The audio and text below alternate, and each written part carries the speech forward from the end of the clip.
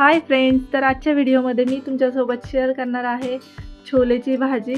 ही छोलेची भाजी एकदमच वेगळी आहे आणि यासाठी कुठलाही मसाला मी तयार केलेला नाही आहे। एकदम झटपट तुम्ही अगदी 10 मिनिटात ही तयार करू शकता। तर चला मग रेसिपीला सुरुवात करूया। छोलेची भाजी बनवण्यासाठी सर्वात आधी आपल्याला लागणार आहे 1 वाटी छोले।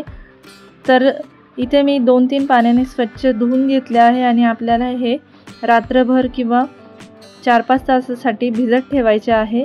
आणि जर तुमच्याकडे वेळ नसेल तर तुम्ही हे 3-4 तासासाठी गरम पाण्यामध्ये सुद्धा भिजत टाकू शकता। हे छोले मी रात्रभर भिजत ठेवले होते आणि दुसऱ्या दिवशी भाजी करते। तर आता इथे गॅसवर एक कुकर ठेवून आपण डायरेक्ट हे सर्व शिजवून घेणार आहोत।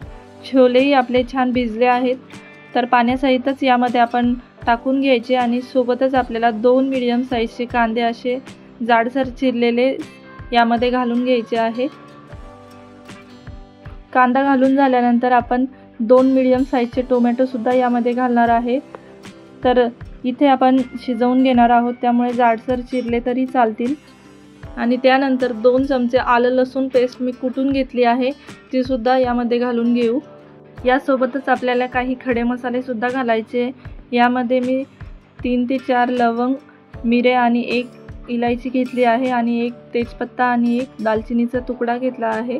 तर खडे मसाले घालून घेतल्यानंतर यामध्ये आपण चवीनुसार मीठ घालून घेऊ आणि हे थोडं साईडला ठेवू।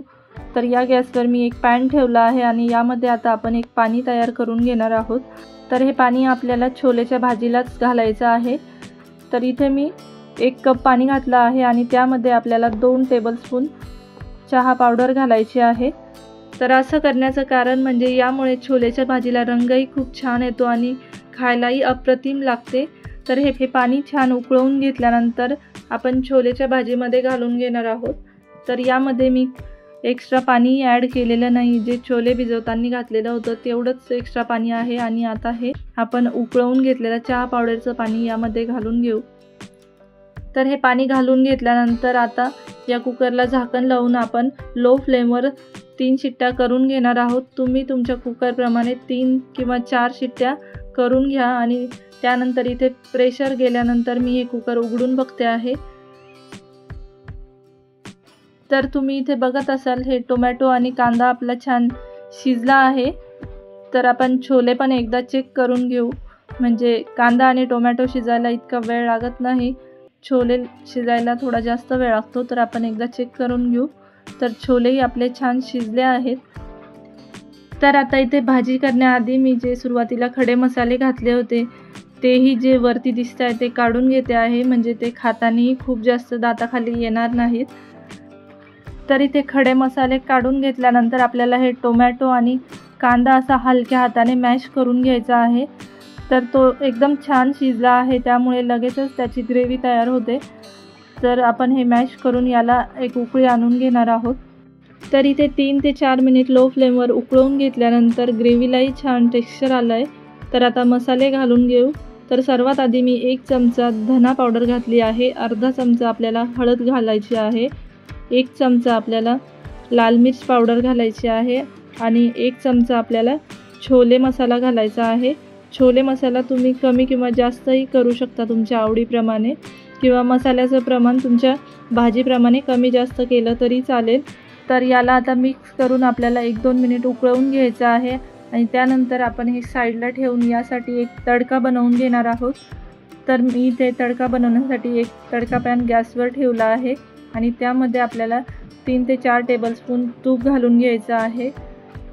तूप गरम झाल्यानंतर यामध्ये 1 चमचा आपल्याला जिरं घालून घ्यायचं आहे आणि जिरं तडतडल्यानंतर यामध्ये मी थोडासा हिंग घालून घेते आहे आणि 1 छोटा चमचा आपल्याला आमचूर पावडरसुद्धा यामध्ये घालायची आहे। तर इथे मी 3 हिरव्या मिरच्या मध्ये कट करून घेतल्या आहे, त्यासुद्धा यामध्ये आपण फ्राय करून घेणार आहोत। आणि यासोबतच आपल्याला या पद्धतीने चिरलेलं आलंसुद्धा घालायचं आहे। हे घालून झाल्यानंतर थोडंसं परतून घ्यायचं आणि शेवटी यामध्ये आपल्याला 1 चमचा काश्मीरी लाल मिर्च पावडर घालून घ्यायची आणि आता हा तडका आपल्याला तयार झालेल्या भाजीमध्ये घालायचा आहे। तर या तुपाच्या तडक्यामुळे आणि आपण जी हिरवी मिरची आणि जे आलं घातलं आहे त्यामुळे या भाजीची चव अजूनच वाढते। तर शेवटी मी यावर थोडीशी कस्तुरी मेथी घालते आहे आणि 2-3 मिनिट लो फ्लेमवर उकळवून गॅस बंद करणार आहे. तर इथे ही काही वाटण न करता आणि काही तामझाम न करता अगदी झटपट अशी छोलेची भाजी तयार आहे. तर इतर वेळेस छोलेची भाजी बनवायला आपल्याला खूप वेळ लागतो, पण एकदा या पद्धतीने तुम्ही ट्राय करून बघा आणि मगच मला कमेंटमध्ये सांगा. तर टेस्टमध्ये काहीही कॉम्प्रोमाइज न करता ही भाजी इतकी टेस्टी लागते आणि अप्रतिम लागते. एकदा या पद्धतीने नक्की बनवून बघा आणि ही तुम्ही पुरी किंवा भटुरेसोबतही खाऊ शकता. तर आजचा व्हिडिओ तुम्हाला आवडला असेल तर व्हिडिओला एक लाईक करायला विसरू नका आणि पुन्हा भेटूया अशाच एका नवीन रेसिपीसोबत. तोपर्यंत बाय.